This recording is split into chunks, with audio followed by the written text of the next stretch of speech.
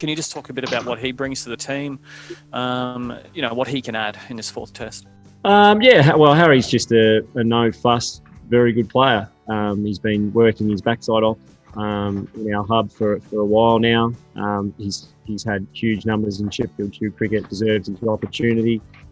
We're looking forward to him going out and doing his stuff. He just goes about his business. Harry brings good humour, a bit of comedy to our team, and he's a really relaxed type of character. So he's someone that we certainly enjoy having in and around our group, and someone that we've got full confidence in that if he gets in and gets a start tomorrow, that he'll cash in and make the most of it. Obviously, there's a few guys in the squad, looking at Mitch Swepson, Moses, Sean Abbott, Michael Neeser, who haven't played. Are any of them in contention? And if not, will they be heading back to the Big Bash before the test starts? No, well, I think, as I said, the only change is Koski for Harris. I think in an ideal world, we would like those guys to be playing as much cricket as they can. But given the quarantine restrictions that we're in, and the fact that we can't go into some states, means that everyone will be staying together until the end of this test match and potentially beyond. We're still waiting to find out, when we can go home, or if we are going to Big Bash, or if we're staying here in quarantine, or we're going somewhere else. But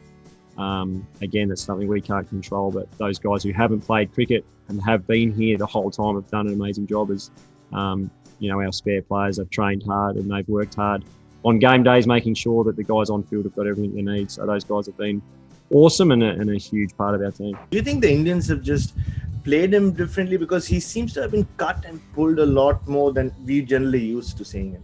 No, I think he's bowled okay. Again, I thought in Adelaide in the first test match, he created heaps of chances that didn't go to hand. I felt the same the other day. I thought he bowled beautifully. And had I caught a couple, it's a completely different story for him. But look, I mean, Nathan Lyons played 100 test matches. That's not easy to do. It means you're the top of the tree in terms of how good he is. I don't think that's changed. I don't think it will change. And to see him play 100 tests tomorrow is an amazing achievement from a guy who was, I think, plucked off a roller at the Adelaide Oval. So.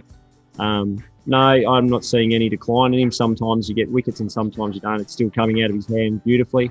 As you touched on, I think at times the Indians have played him very well.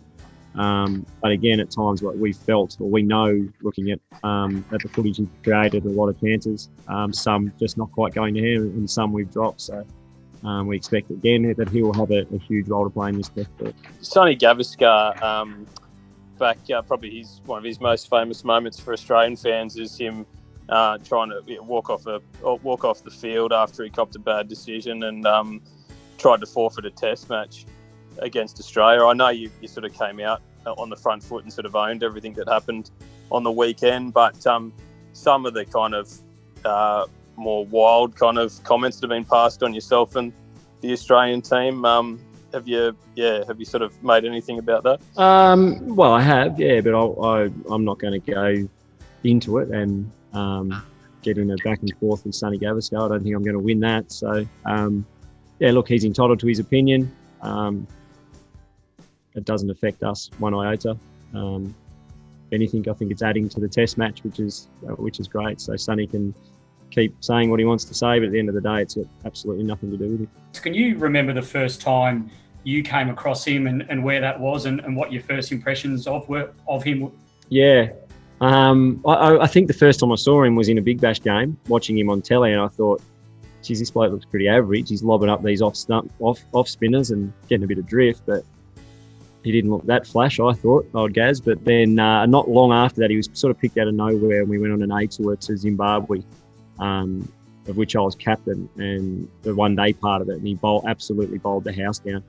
And within 2 or 3 games, we knew that he had something pretty special in his hands. And I think literally the next tour, he was sort of plucked to play in the test series in Sri Lanka. So, my very first one was like, geez, I hope that bloke plays against Tassie, because I'll line him up. And then about 2 months later, I was wicket-keeping touring him in Zimbabwe, and I had a completely different opinion of him. And I think he's amazed everyone with his journey and where he's come from, and his ability to just keep delivering game in, game out, and to be sitting on the verge of 100 tests and 400 wickets. As I said, from a guy who I think Darren Berry plucked off a roller at the Adelaide Oval is a bloody good story. And I know everyone in our team and Nathan Lyon's family is really proud of what he's been able to achieve. And we're looking forward to making this week really special for him.